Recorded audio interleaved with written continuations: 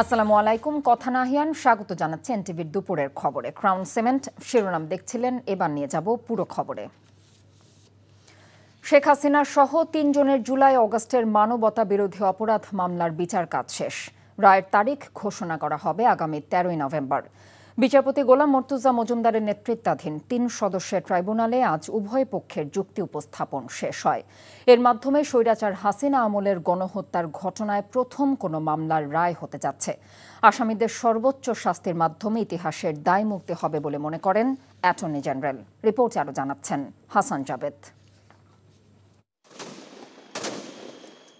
জুলাই অভ্যুত্থানে মারণাস্ত্র ব্যবহার করে ছাত্র জনতাকে হত্যা করা হয় এবং হাজার হাজার মানুষ পঙ্গুত্ব বরণ করেন। সেসব হত্যার ঘটনায় সাবেক প্রধানমন্ত্রী শেখ হাসিনা সহ ৩ জনের বিরুদ্ধে ঊর্ধ্বতন নেতৃত্ব থেকে অপরাধ সংঘটিত করেছেন মর্মে অভিযোগ আনা হয়। এসব অপরাধ প্রমাণ করতে প্রসিকিউশন অডিও, ভিডিও এবং সাক্ষ্যসহ তথ্য প্রমাণ উপস্থাপন করেছেন। এমনকি এই মামলার আসামি সাবেক আইজিপি চৌধুরী আবদুল্লাহ আল মামুন রাজসাক্ষী হিসেবে সাক্ষ্য দিয়েছেন। প্রসিকিউশন সন্দেহাতীতভাবে সব অভিযোগ প্রমাণ করতে পেরেছেন বলে দাবি করেন। তাই আসামিদের সর্বোচ্চ শাস্তি হবে বলে প্রত্যাশা তাদের। এই মামলায় তারা বাধাগ্রস্ত করার জন্য বিভিন্ন রকম ব্যবস্থা নেওয়ার চেষ্টা করেছেন। তো সুতরাং সার্কামস্ট্যান্সিয়াল এভিডেন্স ডেমনস্ট্রেটস যে এই অপরাধের সাথে তাদের সম্পৃক্ততা আছে, এটা আমরা আদালতকে বলেছি। আমি বলেছি এই অপরাধের যদি বিচার না হয়, এই আসামিরা যদি খালাস পায়, তাহলে এই ধরনের অপরাধ আগামী প্রজন্মের সামনে আরও আসবে। 5 বছরের শিশু এভাবে গুলিবিদ্ধ হয়ে মারা যাবে, 10 বছরের আনাস গুলিবিদ্ধ হয়ে মারা যাবে। সুতরাং এইগুলো ভবিষ্যৎ প্রজন্মেরকে রক্ষা করার জন্য এই ন্যায় বিচার অনেক বেশি জরুরি। যে এভিডেন্স এখানে আমরা উপস্থাপন করেছি, এটা হিমালয়ের মতো দৃঢ়, ক্রিস্টালের মতো স্বচ্ছ। এই এভিডেন্স নিয়ে যেমন লার্নেড অ্যাটর্নি জেনারেল বলেছেন যে দুনিয়ার যে কোনো আদালতে যদি আপনি এই এভিডেন্সগুলো তুলে ধরেন, তাহলে এই অপরাধীদের অপরাধ সুস্পষ্টভাবে প্রমাণিত হবে। আসামিরা প্রমাণ করেছেন যে তাদের সামান্যতম অনুশোচনা নেই। তো অনুশোচনাহীন এরকম হত্যাকারীদের ব্যাপারে আদালতের দৃষ্টিভঙ্গি স্বচ্ছ থাকা উচিত যে এরা কোনো রকমের অনুকম্পা পাবার যোগ্য নয়। এটা আমাদের সর্বশেষ সাবমিশন ছিল। এবং আমি বলেছি এই অপরাধের বিচার হচ্ছে এজন্য যে নেভার অ্যাগেইন। তবে আসামি পক্ষের আইনজীবী মনে করেন প্রসিকিউশন অপরাধ প্রমাণ করতে পারেনি, তাই তার আসামিরা খালাস পাবে বলেও আশা করেন তিনি। সাক্ষী আবদুল্লাহ আল মামুন সাহেব উনি নিজে বাঁচার জন্য একটি অপকৌশল হিসাবে নিজেকে অ্যাপ্রুভার ডিক্লেয়ার করেছেন। আমি মনে করি যে রাষ্ট্রপক্ষ সন্দেহাতীতভাবে আমার আসামি সাবেক প্রধানমন্ত্রী শেখ হাসিনা এবং সাবেক স্বরাষ্ট্রমন্ত্রী আসাদুজ্জামান খান কামাল তাদের বিরুদ্ধে মামলা প্রমাণ করতে সক্ষম হন নাই। যেহেতু সক্ষম হন নাই, সেহেতু আমার আসামিরা খালাস পাবে। এর আগে গত 10 জুলাই 3 আসামির বিরুদ্ধে 5টি অভিযোগ গঠন করে বিচার শুরুর নির্দেশ দেয় ট্রাইব্যুনাল। রাজসাক্ষী এবং তদন্ত কর্মকর্তা সহ মোট 54 জন সাক্ষী এই মামলায় সাক্ষ্য দেন। এরপর উভয় পক্ষ যুক্তি পাল্টা যুক্তি উপস্থাপন করেন। জুলাই আগস্ট আন্দোলনে 1400 ছাত্র জনতাকে হত্যা করা হয়েছিল। আর এসব হত্যায় ঊর্ধ্বতন নেতৃত্বের দায়ে শেখ হাসিনা, আসাদুজ্জামান খান কামাল এবং চৌধুরী আবদুল্লাহ আল মামুনের বিরুদ্ধে অভিযোগ আনা হয়েছে।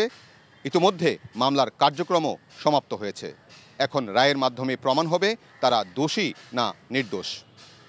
হাসান জাবেদ, এনটিভি নিউজ, আন্তর্জাতিক অপরাধ ট্রাইব্যুনাল, ঢাকা।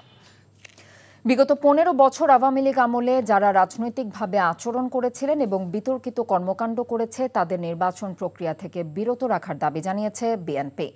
আসন্ন জাতীয় নির্বাচন উপলক্ষে প্রধান নির্বাচন কমিশনার এএমএম নাসির উদ্দিনের সাথে বিএনপির প্রতিনিধি দলের বৈঠকে এই দাবি তুলে ধরা হয়। সকালে আগারগাঁওয়ে নির্বাচন কমিশন ভবনে বিএনপি স্থায়ী কমিটির সদস্য ডক্টর আব্দুল মঈন খানের নেতৃত্বে 3 সদস্যের প্রতিনিধি দল এই বৈঠকে অংশ নেয়। বৈঠক শেষে মঈন খান বলেন, একটি গণতান্ত্রিক পরিবেশে দেশের 12 কোটি ভোটার যেন ভোট দিতে পারে সে ব্যবস্থা করতে হবে। সব পক্ষের জন্য নিশ্চিত করতে হবে সমান সুযোগ।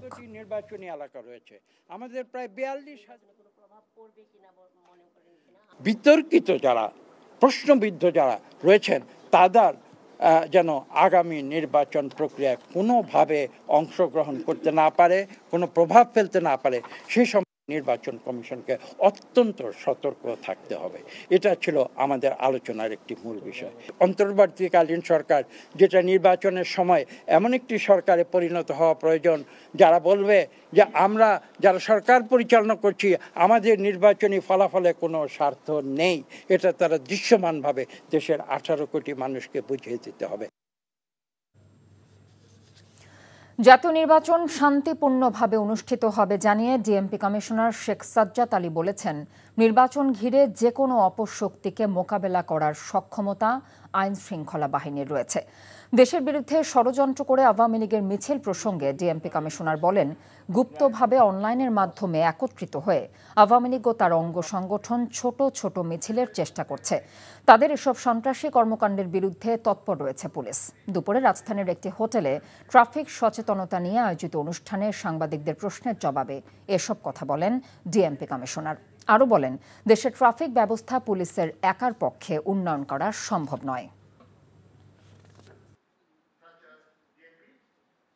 আমরা চেষ্টা করতেছি একটা নিরপেক্ষ সুন্দর নির্বাচন হবে। আপনারা দেখবেন এট দি এন্ড অফ নভেম্বর একটা চমৎকার নির্বাচনী পরিবেশে আমাদের সকল ধরনের সক্ষমতা আছে এবং ওই ধরনের কিছু হবে না। দেখবেন যে সবাই নির্বাচনের জন্যই মুখিয়ে আছে, সবাই নির্বাচনের পক্ষেই থাকবে, নির্বাচনই হয়ে যাবে।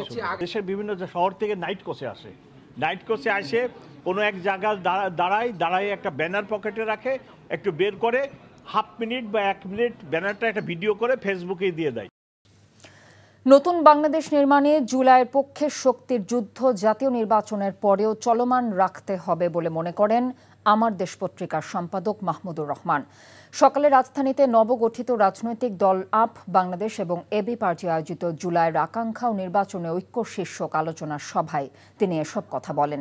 নির্বাচনের পরে শেখ হাসিনার শাসনের মতোই ভিন্ন মত দমন ও জুলুম নির্যাতন গুরুর আশঙ্কার কথাও জানিয়েছেন তিনি। আলোচনা সভায় বক্তারা বলেন, জুলাইয়ের আকাঙ্ক্ষা পূরণ না হওয়া পর্যন্ত বিপ্লব শেষ হবে না। ক্ষমতার ভাগাভাগি না করে জনগণের অধিকার ও নৈতিকতা নির্ভর রাজনীতি শুরুর জন্য বড় রাজনৈতিক দলগুলোর প্রতি আহ্বান জানিয়েছেন বক্তারা।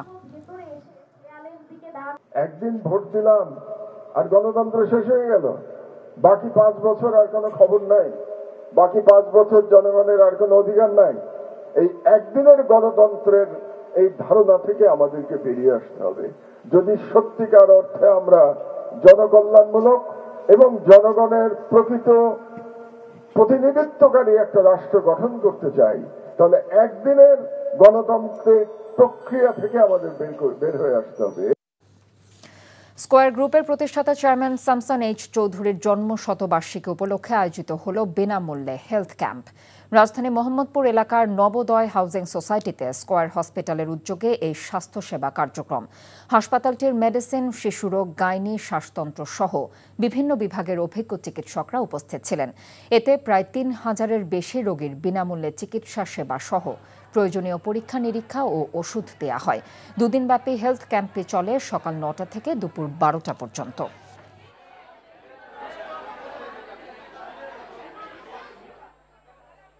বিশ্ববাজারে দাম কমার পর দেশের বাজারেও কমেছে স্বর্ণের দাম। ভরিতে 8,386 টাকা কমিয়ে 22 ক্যারেটের 1 ভরি স্বর্ণের দাম 2,08,996 টাকা নির্ধারণ করেছে বাংলাদেশ জুয়েলার্স অ্যাসোসিয়েশন বাজুস। গত রাতে এক বিজ্ঞপ্তিতেই তথ্য জানিয়েছে বাজুস। এতে বলা হয়, দেশের বাজারে প্রতি ভরি 22 ক্যারেটের স্বর্ণের দাম 2,08,996 টাকা নির্ধারণ করা হয়েছে। 21 ক্যারেটের ভরি 1,99,501 টাকা, 18 ক্যারেটের ভরি 1,70,994 টাকা নির্ধারণ করে সংগঠনটি। সবশেষ গত 19 অক্টোবর 1,050 টাকা বাড়িয়ে 22 ক্যারেটের 1 ভরি স্বর্ণের দাম 2,17,382 টাকা নির্ধারণ করে বাজুস, যা ছিল দেশের বাজারের সর্বোচ্চ দাম। এদিকে বাজারে 22 ক্যারেটের প্রতি ভরি রূপা বিক্রি হচ্ছে 6,205 টাকায়। এই ছিল এনটিভির দুপুরের খবরে। এই খবরের ভিডিও সহ আপডেট জানতে ভিজিট করুন এনটিভি অনলাইন www.ntvbd.com। এছাড়াও এনটিভির জনপ্রিয় সব অনুষ্ঠান এবং খবরের আপডেট জানতে ভিজিট করুন আমাদের ইউটিউব এবং ভেরিফাইড ফেসবুক পেজ। 5টা দেশের খবর দেখার আমন্ত্রণ রইল। এতক্ষণ সাথে থাকার জন্য ধন্যবাদ সবাইকে।